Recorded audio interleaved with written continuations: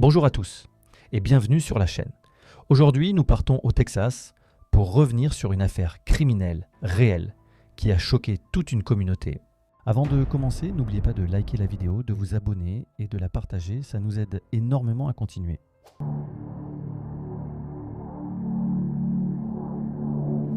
Aux premières heures du 22 septembre 2020 à Laredo, au Texas, un événement tragique se produit, bouleversant toute la communauté et révélant peu à peu un enchevêtrement de mensonges et de trahisons. Maria Munoz, mère de 2 enfants, âgée de 31 ans, est retrouvée inanimée à son domicile, déclenchant une enquête qui mettra au jour des vérités troublantes sur son mariage avec Joel Pellet, infirmier anesthésiste. Née le 25 janvier 1989, Maria était l'une des 3 filles de Marisol Rodriguez et Jorge Luis Munoz.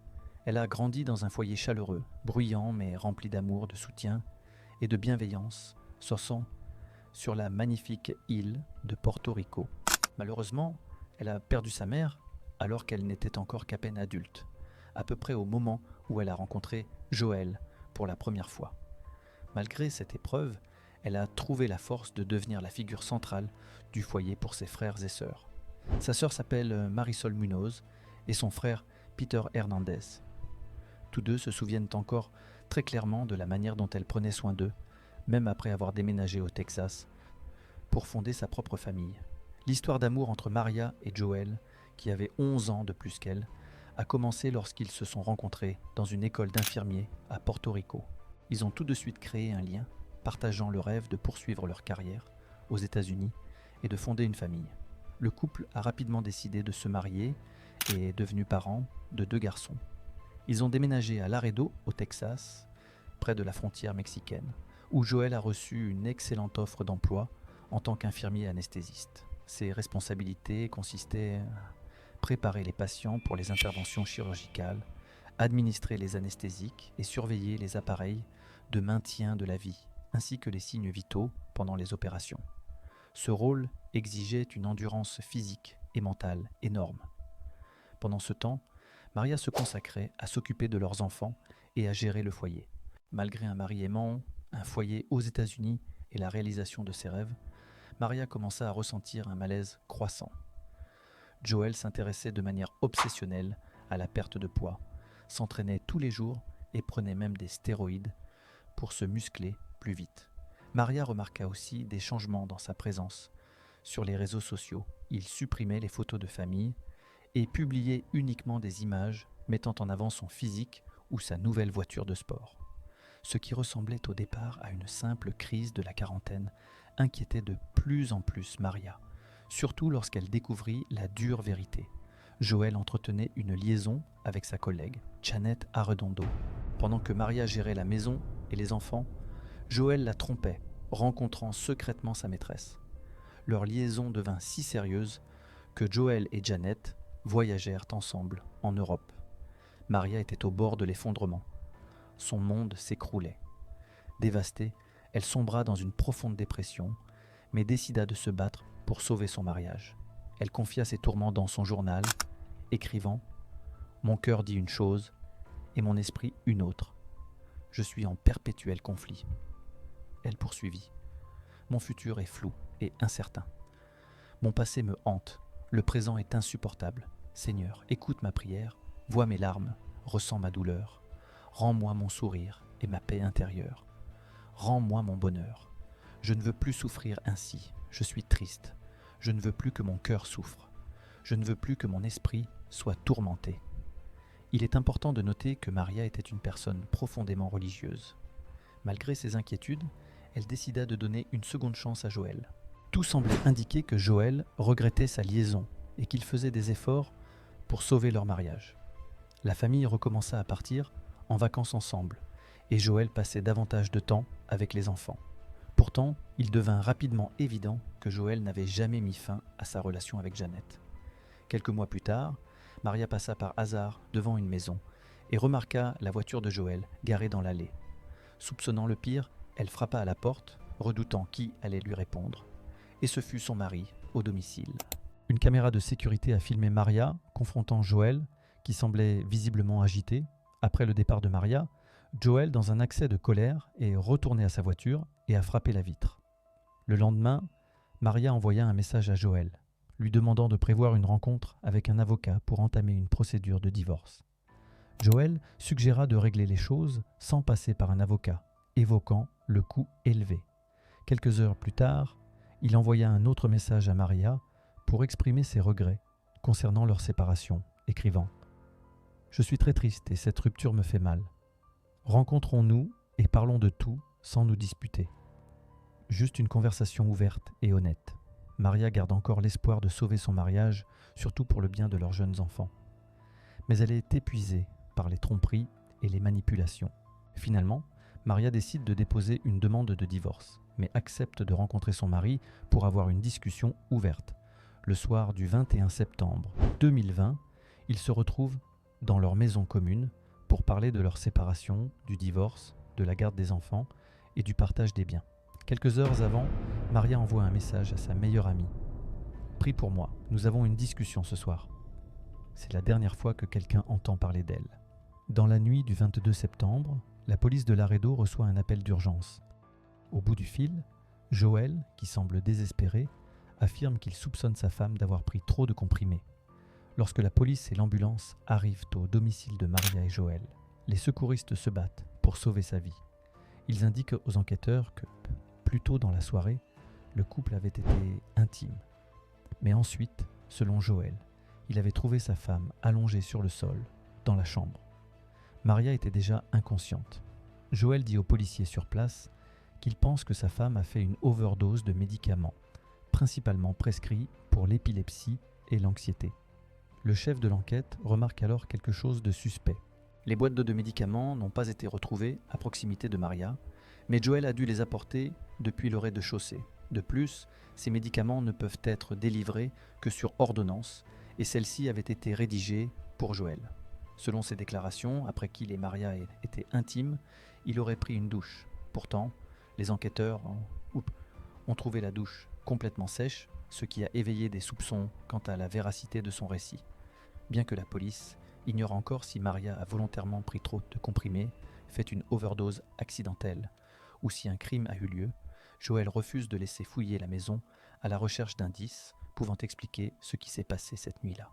Pour se justifier, il prétend accorder la priorité à sa vie privée. À 3h58 du matin, près de 2 heures après l'appel d'urgence de Joel, les secouristes cessent de tenter de réanimer Maria. Elle est déclarée morte sur place.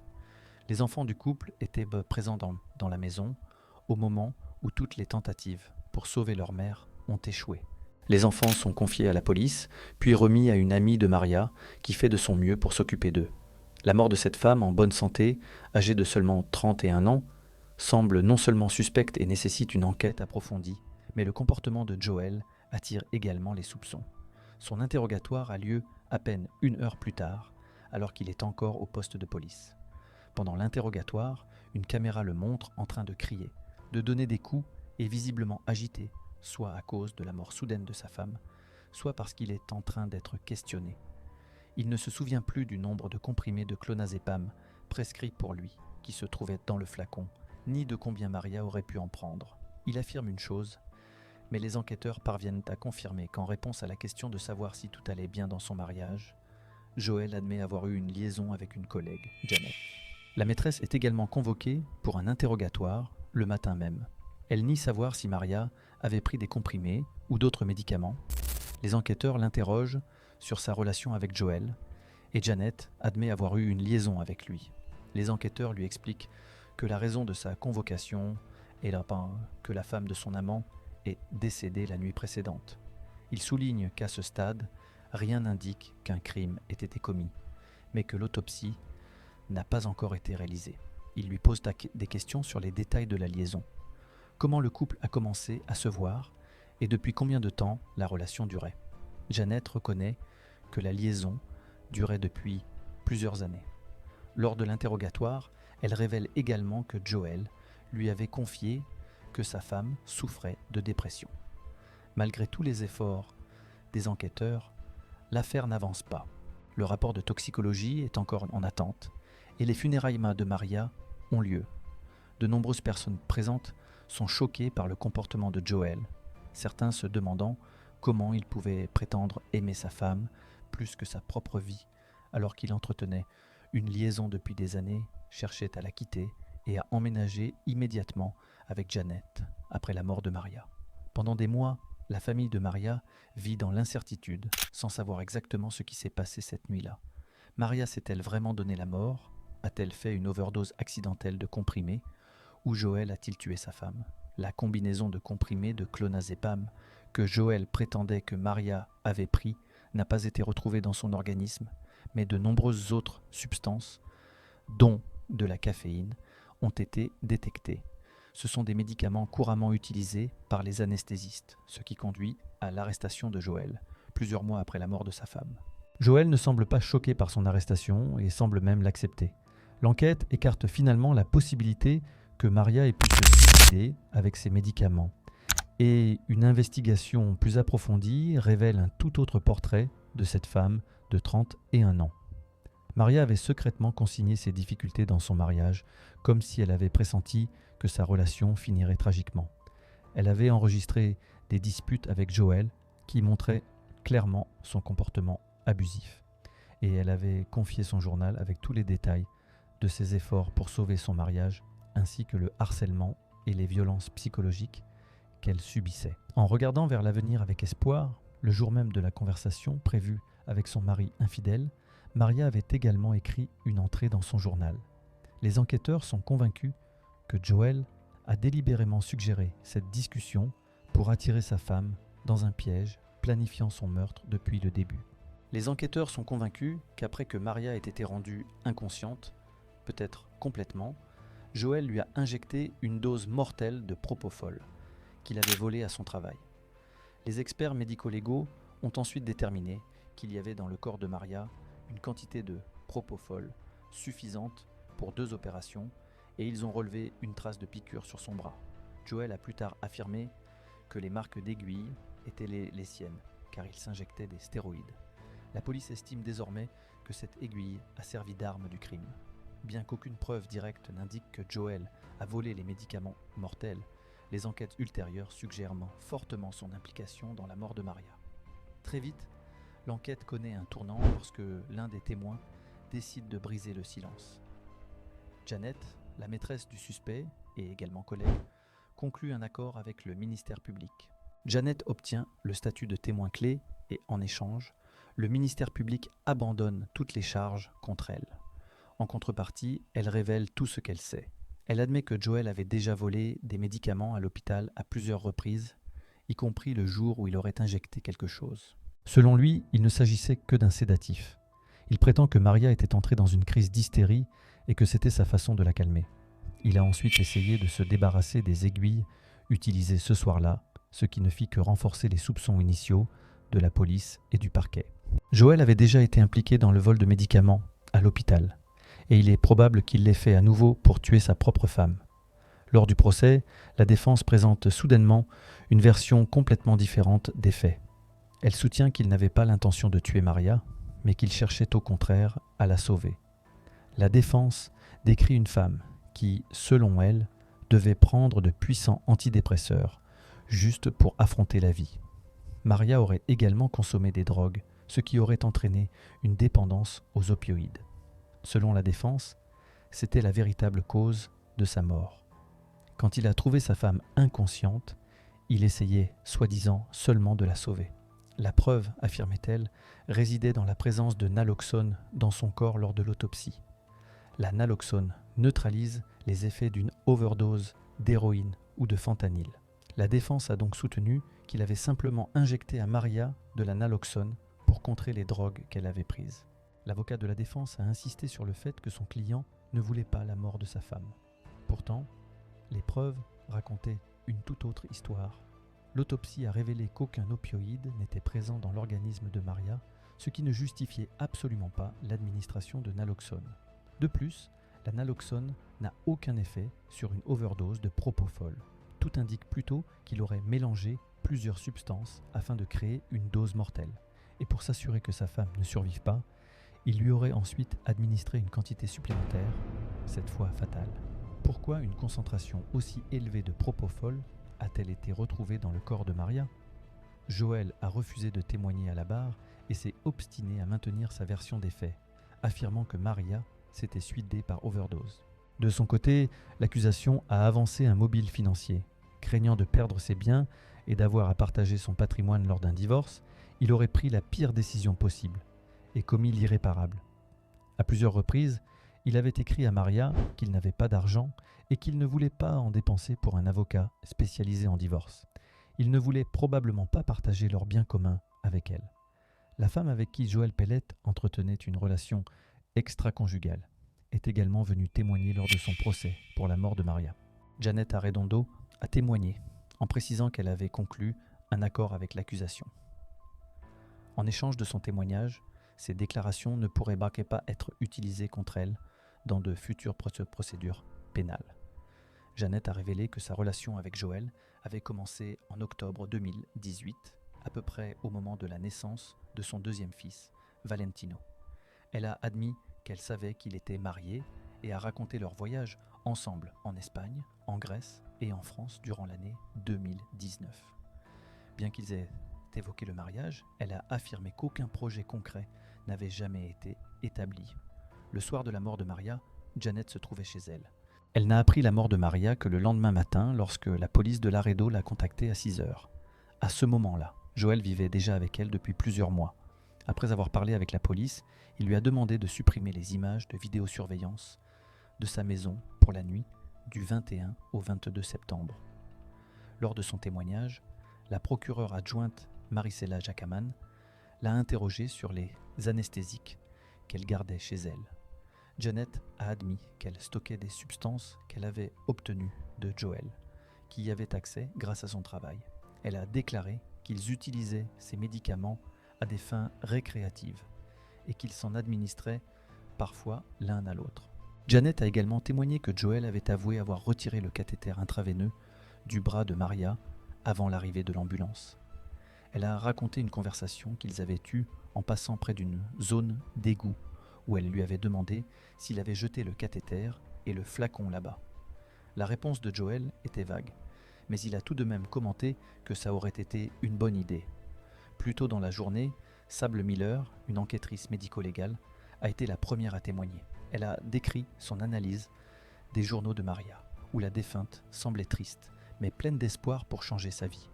Miller a insisté sur le fait que Maria n'avait jamais exprimé d'intention suicidaire, notant que ses écrits reflétaient un désir d'avancer plutôt que du désespoir. Malgré tout, Joël était la seule personne à prétendre que Maria avait des tendances suicidaires. L'avocat de la défense, Roberto Balli, a tenté de soutenir cette affirmation en présentant des extraits du journal de Maria où elle exprimait sa frustration face à la longue liaison de Joël. Dans l'une des entrées, elle écrivait sa confusion sur le fait que Joël ait mis 2 mois pour mettre fin à sa relation avec Janet.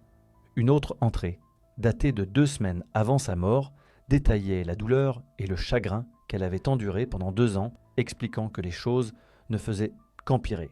Miller a rappelé que l'enquête se concentrait sur l'état d'esprit de Maria dans les jours précédant sa mort.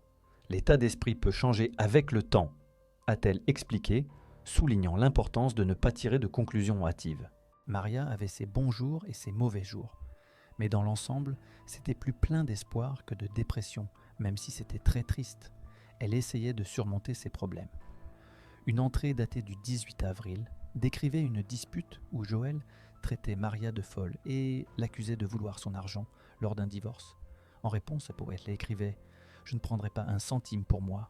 Tout sera pour mes enfants. Je travaillerai pour ce dont j'ai besoin, pour moi. » Le médecin légiste du comté de Webb, Dr Corinne Stern, a témoigné que Maria, une femme en bonne santé de 31 ans, était décédée d'une intoxication médicamenteuse multiple. Stern a déterminé que la manière de sa mort était indéterminée, déclarant « D'après l'enquête, il n'y avait aucune indication pour même considérer le suicide. » Elle a souligné qu'après avoir examiné les journaux de Maria, parlé avec sa famille et réalisé un examen approfondi, elle en est venue à la conclusion qu'il était peu probable que Maria se soit administré les médicaments elle-même. Le toxicologue médico-légal William Schroeder du laboratoire NMS a témoigné des substances retrouvées dans le corps de Maria. Le rapport de toxicologie a montré de fortes concentrations de nombreux médicaments utilisés en milieu médical pour la sédation, le soulagement de la douleur ou la dissociation. Le docteur Stern a noté que Maria présentait une large piqûre compatible avec une aiguille de grande taille.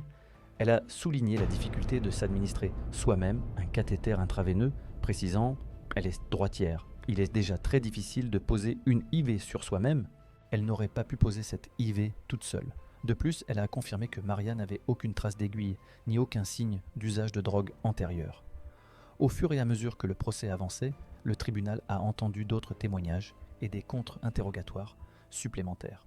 Lors de la phase de détermination de la peine, plusieurs témoins ont été appelés à la barre, dont des membres de la famille de Maria et des amis proches. L'accusation réclamait la prison à vie, tandis que la défense espérait une peine de 5 ans seulement. Le procès s'est déroulé pendant plus de 8 jours, avec les plaidoiries finales qui se sont terminées juste avant 11 h le jeudi 30 mars 2023. Joël a été reconnu coupable de meurtre et de manipulation de preuves. En fin de compte, il a été condamné à la prison à vie pour meurtre, 10 ans pour manipulation de preuves, ainsi qu'à une amende de 10 000 $. Aucune preuve n'indiquait que Maria était dépendante aux drogues ou qu'elle avait prévu de se donner la mort. Au contraire, Maria avait pratiquement accepté l'infidélité de son mari et avait déjà mis fin à leur mariage. Elle voulait aller de l'avant et construire une nouvelle vie avec ses fils. Les enregistrements de leurs disputes et les entrées du journal de Maria ont été admis comme preuve devant le tribunal, montrant la réalité de la manipulation et de l'abus qu'elle avait subi. Grâce à la documentation méticuleuse de Maria, le ministère public disposait de preuves circonstancielles solides. Sans son aide, le procès aurait pu se terminer très différemment, et Joël aurait peut-être été acquitté. En fin de compte, c'est Maria elle-même, à travers ses enregistrements et les entrées détaillées de son journal, qui est devenue le témoin le plus important contre son meurtrier. Maria Muñoz était une mère aimante qui s'est battue pour protéger sa famille. Même si elle n'a pas vécu pour voir la justice être rendue, sa voix, préservée dans ses écrits et ses enregistrements, a permis que la vérité soit entendue. Aujourd'hui, son histoire nous rappelle que même dans les moments les plus sombres, demander de l'aide et documenter ses expériences peut faire une réelle différence. Apparemment, les enfants de Maria et Joël sont désormais élevés par la mère de Joël. L'histoire de Maria reste un rappel bouleversant que la vérité finit toujours par éclater au grand jour. Merci d'avoir regardé. Prenez soin de vous, restez vigilants, restez en sécurité et à très bientôt pour une prochaine affaire.